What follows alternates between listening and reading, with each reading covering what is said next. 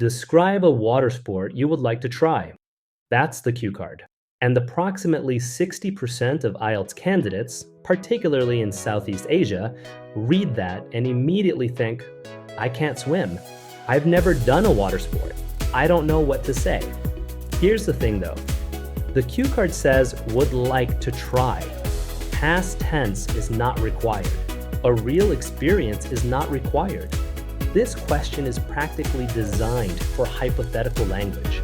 And hypothetical language is some of the most sophisticated grammar in the English language. So if you've never set foot in the ocean, today is your best day ever. Welcome to the IELTS Speaking Podcast. I'm Felicity, here with Anthony, former IELTS speaking examiner 10 plus years. This is Part 2 Long-Term Mastery, Episode 10. And Anthony, I want to start with the cue card itself because I think the would like to try framing is something a lot of students miss entirely. Completely. The 4 bullet points on the cue card are what the sport is, why you would like to try it, where you could do it, and whether you think you would enjoy it. Every single one of those is hypothetical. Would like, could do, would enjoy. The examiner is explicitly inviting conditional and future language. If you respond with, I tried surfing last year and I liked it, you've missed the point and you've missed the grammar opportunity. So the sport itself, does it matter which one you choose? Not at all. What matters is that you can describe it with enthusiasm and specificity. So let's do a quick survey of options. Surfing, very describable, iconic imagery, rich vocabulary. Scuba diving, extraordinary sensory language potential, underwater world. Kayaking, more accessible, calm versus whitewater contrast. Whitewater rafting, high drama, tension and adrenaline language. Open water swimming, meditative, endurance angle. For the purposes of today's episode, I'm going to use scuba diving because the vocabulary is genuinely beautiful and it gives us the most to work with. Okay, planning minute first. Walk me through it. 30 seconds to choose your sport and lock in your angle. 15 seconds to note 3 sensory images. What would you see, feel, hear? 15 seconds for your why. What draws you to it personally? That's your 60 seconds. From there, you're talking. Let's hear the Band 8 answer. Full 2 minutes. No stopping. So, the water sport I genuinely love to try is scuba diving. And I say genuinely because I've come close to booking a course a few times, but something always gets in the way. The main reason I'm drawn to it is a sense of entering a completely different world. I mean, on the surface, you're just floating. And then you descend, and suddenly everything changes. The light filters differently. The sounds you're used to completely disappear, and you're surrounded by something that feels almost otherworldly. I've seen footage of coral reefs, of rays gliding overhead, of light beams cutting through blue water, and there's something about that imagery that I find almost spiritually compelling. I'd probably want to start somewhere relatively calm, maybe somewhere in Southeast Asia, like the waters around the Philippines, or Raja Ampat in Indonesia, which I've heard described as having some of the richest marine biodiversity in the world. And as for whether I'd enjoy it, honestly, I think I'd find it both terrifying and extraordinary. That initial moment of breathing underwater for the first time, that must be one of the strangest sensations a human being can have. And I think strange in that context is exactly what I'd be looking for. Spiritually compelling, terrifying, and extraordinary. Strange is exactly what I'd be looking for. This is just beautiful language. And it's all built on hypothetical grammar. I'd probably want, I'd find it, that must be, I'd be looking for. Every verb in that closing section is conditional or modal. The examiner is sitting there watching the grammatical range tick up in real time. Let's break down the key vocabulary and structures. First, the light filters differently. Why that phrasing? Filters is a precise verb for light, more precise than looks or is. It implies a physical process, a quality of light passing through water and changing character.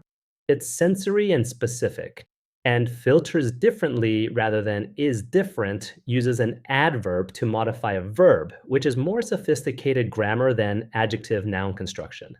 Small distinction, real scoring impact. Marine biodiversity. Marine biodiversity.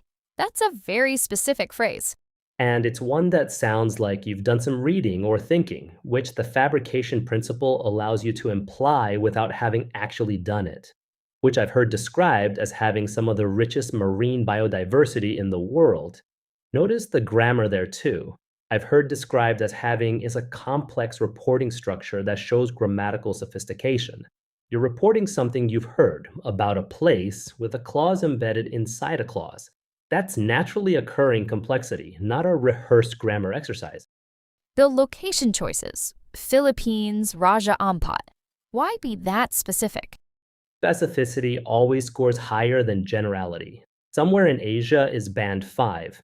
The waters around the Philippines or Raja Ampat in Indonesia is band 8. And for Southeast Asian listeners specifically, these are places that will feel real and personal. You can substitute any dive destination you've heard of. The point is to commit to a specific place because specificity implies genuine knowledge and genuine engagement, even when both are fabricated. Talk about the ending. Strange is exactly what I'd be looking for. This is your reflection moment inside the part 2 answer. Most candidates close with something like, I think I would enjoy it very much, which is flat and forgettable. Ending with a slightly philosophical or unexpected thought, strange is exactly what I'd be looking for, signals that you're a candidate who thinks in language, not just information. The examiner's last impression of your answer is this moment. Make it memorable. Before quick wins, free resource. The 60-second cue card template in the description below is specifically designed for Part 2 hypothetical topics like this one. It gives you the planning structure and the vocabulary banks to build any answer in your prep minute. Link in the description, completely free. Quick wins. Number 1. Would like to try is your conditional invitation. Anytime a cue card uses would like, would love, or have always wanted, you have permission to speak entirely in hypothetical language. Don't apologize for not having done the activity. The card is asking you not to have done it. Number 2, sensory language is your band 8 lever for physical activities. For any sport or activity, ask yourself, what would you see? What would you feel physically? What sounds would disappear or appear? 3 sensory details, 1 per sense, give you 90 seconds of rich content with no knowledge required. Number 3, close with a reflection that surprises slightly. Don't end on, I think I would enjoy it. End on something that shows you've genuinely considered the experience. That must be one of the strangest sensations possible. I think I'd feel both terrified and completely alive. I suspect I'd never want to come back up. One unexpected line at the end, and the examiner remembers your answer. Hypothetical grammar as your ally. Sensory details, by sense. A memorable closing thought. Water sport is officially yours, swimmer or not. Episode 37 next. Part 3, Sports and Physical Activity. Abstract questions about fitness culture, whether sport is overrated, why some countries dominate certain sports. Anthony brings the multi-angle analysis framework. That's coming up next. Subscribe. We'll see you there.